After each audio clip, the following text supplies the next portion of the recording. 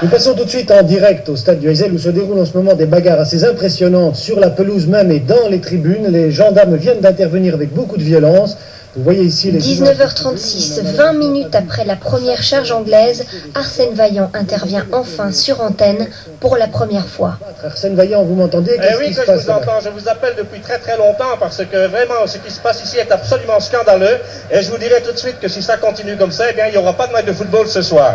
Donc le ministre, quoi qu'il soit responsable du maintien de l'ordre, apprend les événements par la télévision et par les images, en même temps que l'ensemble du public belge le voit. Avant de poursuivre notre journal, un bref retour au stade du Heysel où apparemment la violence... Il est 19h44.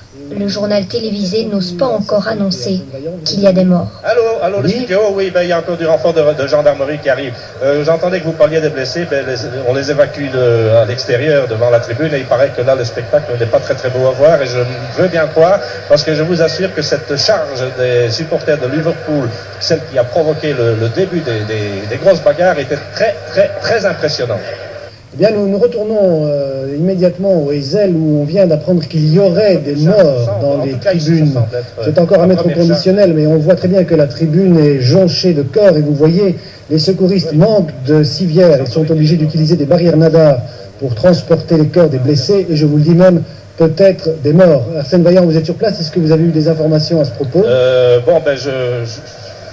Comment dirais-je, justement, nous étions en train d'en discuter il y a quelques instants, on nous a dit qu'il y avait des morts. Quant à dire combien, et si c'est exact, ça je ne puis absolument pas vous le certifier, étant donné que je suis à ma position de commentateur dans la tribune, et j'assiste à tout ce qui se passe.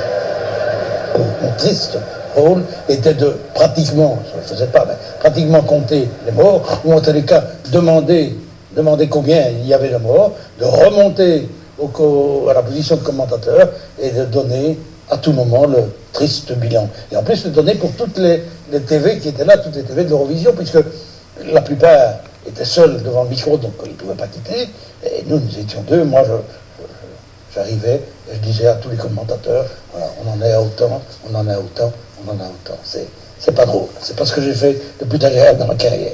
Alors je ne sais pas ce qui s'est passé dehors, je n'étais pas dans la bagarre non plus, fort heureusement d'ailleurs, parce que moi je viens de commentateur sportif, mais pas non plus correspondant de guerre. Je me sens, voilà, encore un gars qu'on transporte dans un état qui ne semble pas être des plus brillants. Alors je suppose qu'on va venir tout de même dans les minutes qui vont suivre nous donner des informations, et j'espère, mais alors j'espère de tout mon cœur qu'il s'agit là de fausses rumeurs, d'exagération. Mais enfin, je crains malheureusement que la chose soit parfaitement possible.